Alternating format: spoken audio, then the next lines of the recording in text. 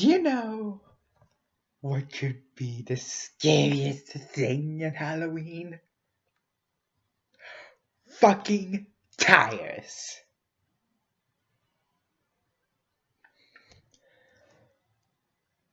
I remember once that I saw a trailer about a tire who can blow things up telekinetically or something. I never saw the trailer again, and I was a dumb kid back then. But for real, that's out of all the things you can make a scary movie out of, it's fucking tires. Let's see what Doug has to say about that. It's probably going to be ridiculous. Alright, just here. Here we go. This episode brought to you by ExpressVPN, the best VPN there is. Take back your online privacy today. Shut up, awesome. Fuck yeah, I'm not seeing the intro. No. Tires.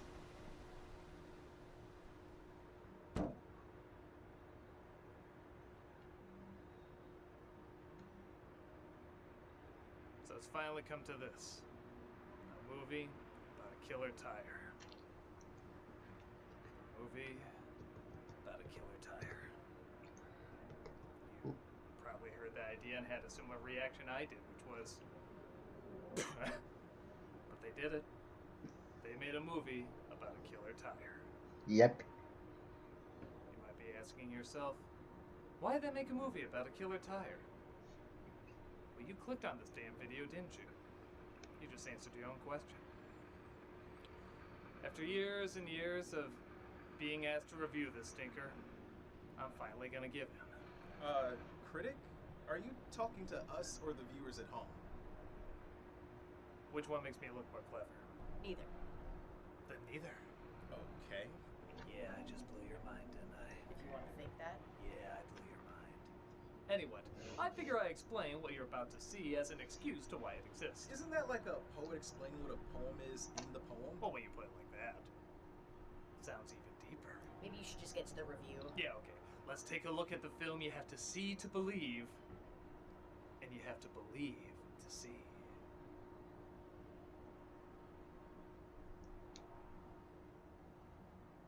Come on. Oh, okay, I get it. Go like this. I'm not doing that. We got to, otherwise he's not going to start the review, right? Yeah, I blew your mind. Let's take a look at Rubber.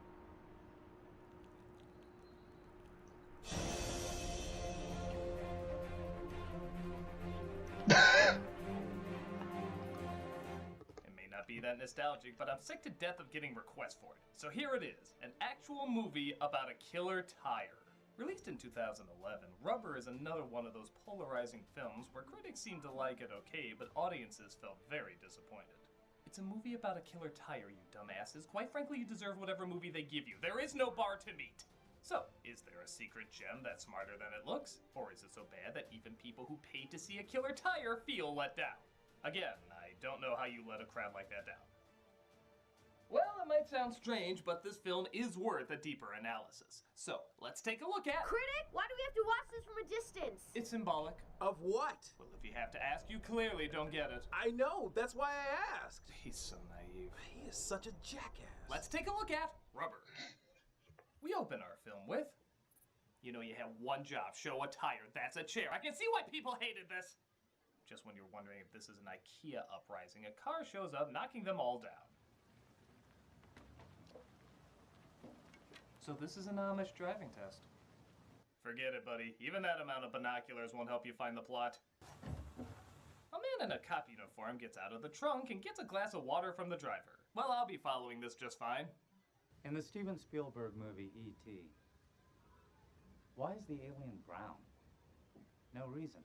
In Love Story, why do the two characters fall madly in love with each other? No reason. In The Pianist, how come this guy has to hide when he plays the piano so well? At this point, a killer tire would be normal. He goes on explaining other random questions from movies that have no answer. Or maybe they do, they're just asked in really dumb ways. In the excellent Chainsaw Massacre by Tobe Hooper, why don't we ever see the characters go to the bathroom? Well, I can't account for the excellent Chainsaw Massacre before the Texas Chainsaw Massacre. I think it's because the director wasn't a sicko. I mean, okay, he was, but not you kind of sicko. The answer to all of these, he suggests, is the same. No reason, no reason, no reason. Absolutely no reason. Why did the second oldest boy in Malcolm in the Middle never have a family? No reason. Why did the moon never receive an email from his favorite ball of gas? No reason. Why did... I have 5 more, but I'll stop. You know, as goofy as this opening is, I'm not gonna lie, I really feel like it belongs at the beginning of a much more appropriate movie. Wouldn't this fit a lot more with something like... The film you are about to see today is an homage to the No Reason. Alvin and the Chipmunks. Wouldn't that weirdly make a lot more sense? So after putting the pretend in pretentious, we see he was talking to a group of people who were given binoculars to, well, watch the movie, I guess. It's already boring. Well, I can guess what movie they were watching. As the credits roll and we see Bert finally had enough with Ernie's shit, we finally see the title. But more importantly, we see the director's credit immediately after the title. Yeah, he wants you to know what movie you're watching, but he especially wants you to know who to blame for it. Ah, there we go. Oh wait, I've seen this. It travels across the world, connects to other parts, and puts the Iron Giant back together again. And they said Split was a surprise sequel. The tire seems to learn how to live, suddenly, and starts moving on its own. No, the tire continues to move around, but is having trouble keeping his balance, thus moving around like he's being controlled by a Wii remote. He comes across his first antagonist in the movie, though. A water bottle.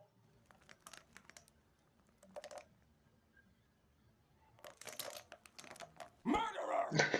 He then comes across a scorpion.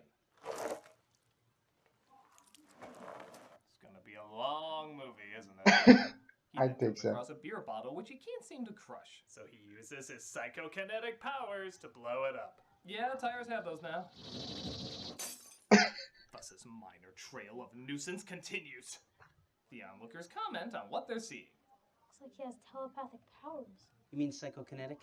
I don't care about the right word. I think the kid is right. Psychokinetic powers. Excuse me, but do you have to comment everything aloud? Yeah! So the tire continues to roll and blows up a can this time. I'll admit I'm not getting much from the tire's performance, but he does still give more emotion than Kristen Stewart. Ooh, things are getting really exciting because now we have a musical score. You clearly missed a perfect opportunity to play a more fitting song.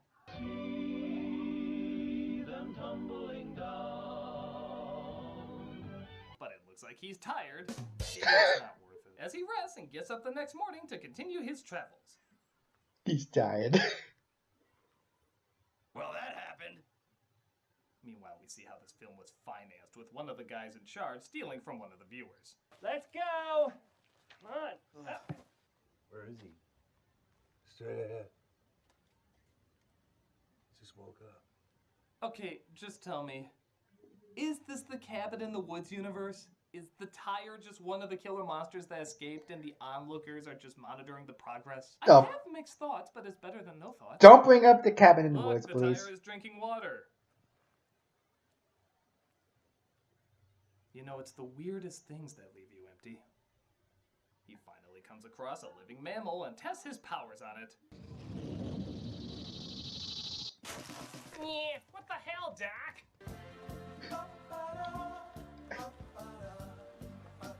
Okay.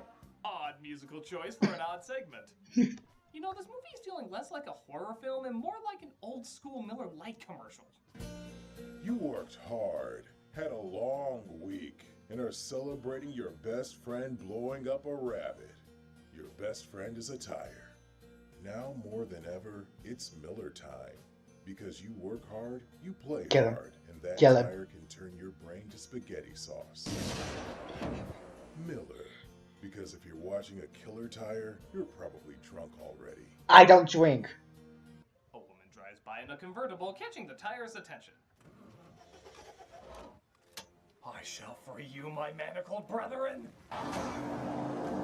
He was run over by Dr. Gonzo and his attorney. We can't stop here. This is Firestone country. She continues to drive on as the tire comes across a guy at a gas station. What's the most you ever lost in a coin toss, friendo? Oh my god. I hope you like that. If not, how did Peter Venkman put it? You only have 75 more to go. Wait, that tire matches the description! Turn around! He comes across a hotel where a part of me is hoping he'll reenact Psycho as the onlookers continue to bring the annoyance of watching a movie at a theater to the comfort of your home. Oh, yeah. Jeez, you think you're gonna shut up sometimes and let us watch in peace? I can't stand it. Come on, can't you take a little joke? Yeah, there's plenty of space. Go somewhere else if we're bothering you. Why do I feel like these people were conned by Nathan Fielder? I promised these people an interactive movie experience without movie theater hassles, but I had no interactive movie to show, so I kept them at a safe distance and said it was about a killer tire. I feel like I could only get away with this in California. Fear not, though, it gets weirder. A tire watching TV, of course. Working on his Rolodex. It's surprisingly hard to think of a joke about a tire in a hotel room watching workout videos. Meanwhile, in the same hotel, one of the guys running the show is given a call. Oh, yes, master. I understand perfectly. What? I'm gonna do it tomorrow morning without fail. So, just to recap, a guy in a hotel gets a call from the master while he has a turkey in his room. Well, I for one think it's about time a Manos Thanksgiving Wings of Fate finally got aired. God, how'd I have an easier time coming up with that joke than this one? The next morning, after a few days without eating, the onlookers are given the roasted carcass of Poultrygeist. You mean they didn't bother to bring their own snacks or something? It's like 3 p.m. at the Old Country Buffet. A staff member seems to interrupt the tire's shower. They didn't tell me there was nudity in this! And big shock, the tire does not take this with Goodyear humor.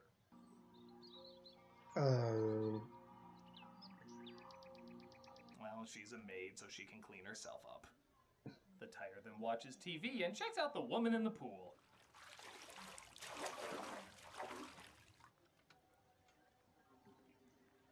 Could a tire rape someone? You think his fascination with humor